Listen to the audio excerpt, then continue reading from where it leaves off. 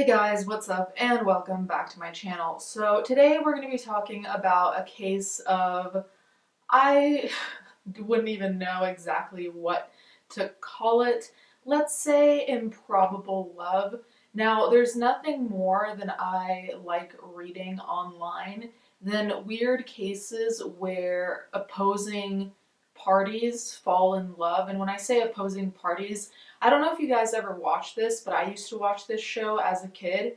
I think it was called Wife Swap, where families obviously would trade wives. But the thing would be interesting, especially when, like a Christian wife would go into a satanic home, like stories like that where two very opposing sides are made to live together or fall in love, like in the situation we're going to talk about today. Love it. It's just so out there. Truly enjoy it. Anyway, before we do that, I did want to thank today's sponsor, which is Shudder. Shudder is the Netflix of horror. It has the largest, fastest growing human-curated selection of thrilling and dangerous entertainment and all of your favorite devices. In February, Shudder brings you new original movies every single week.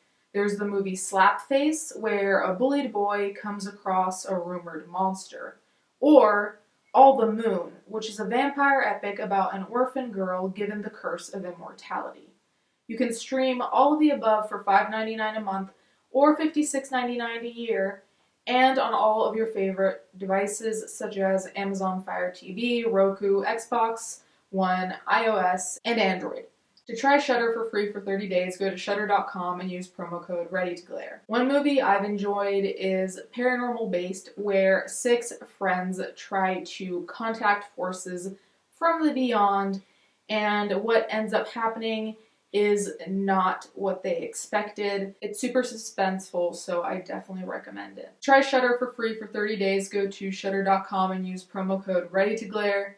Get started streaming the best horror, thriller, and supernatural content. Shudder's expertly curated collection includes must-see titles like The Boy Behind the Door, VHS 94, and PG Psycho Gorman, plus all the best horror documentaries and the hit Creepshow TV series from executive producer Greg Nicotero of The Walking Dead. Thank you, Shudder, for sponsoring this video.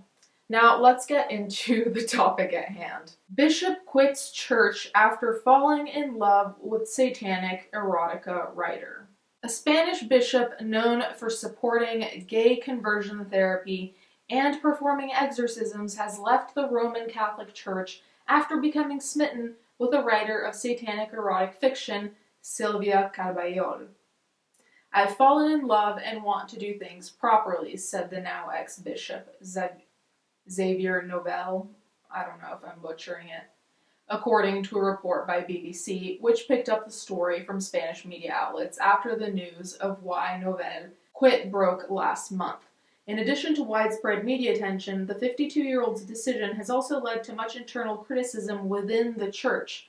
Some of his former colleagues told the Spanish media that they believe Novell to be possessed by demons. The situation is not a problem of celibacy, but rather of infestation, one said, as reported by the National Post. Now, I've never really gone into my opinions about the Catholic Church as someone who was raised as Catholic. There are a lot of opinions I have, and I'm still not going to go into those opinions here.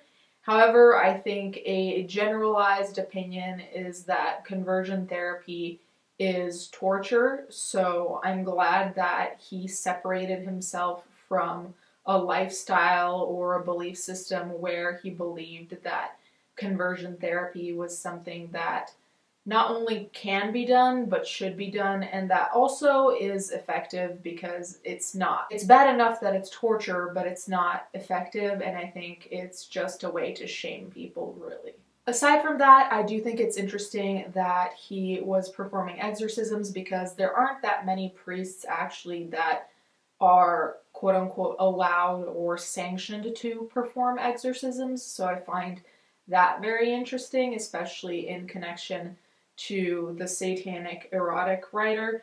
Now, to be clear, when we talk about Satan, there's always a question of, I don't want to say semantics, because I think that belittles the situation a little bit, but it's not just like every person who refers to themselves as a Satanist is like, oh, all hail Lucifer, the devil is the best, let's like go drink baby's blood. You know what I mean? So I do think that there is a misconception around the understanding of what Satanism actually stands for.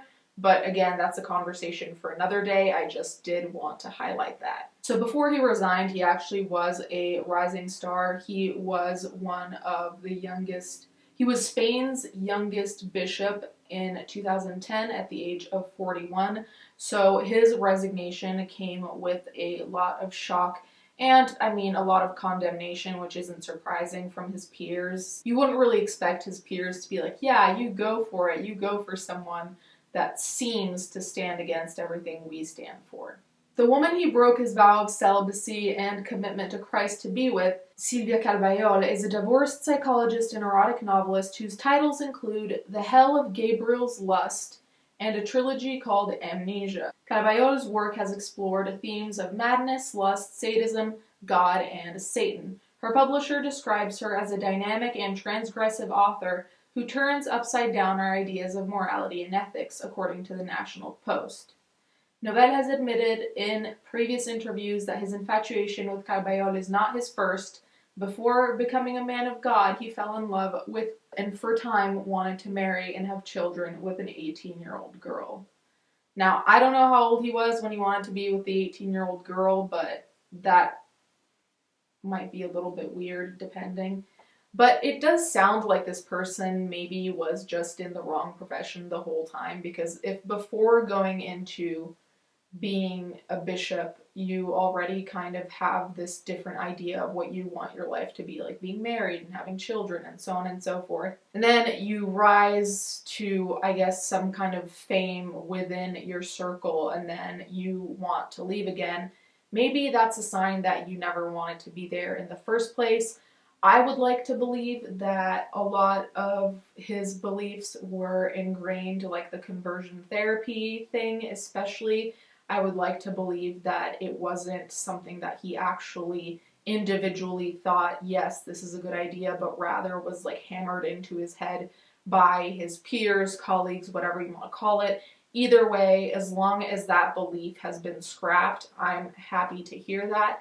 But I did think that this was a very interesting turn of events, mainly because I do feel like he's probably, if not already, being shunned by his community, because I don't think a lot of the other bishops would support him suddenly not only changing belief system, but being with someone who has a different belief system. Though the texts that were mentioned sound interesting. They sound like they do question things as opposed to judge things, which I think is interesting.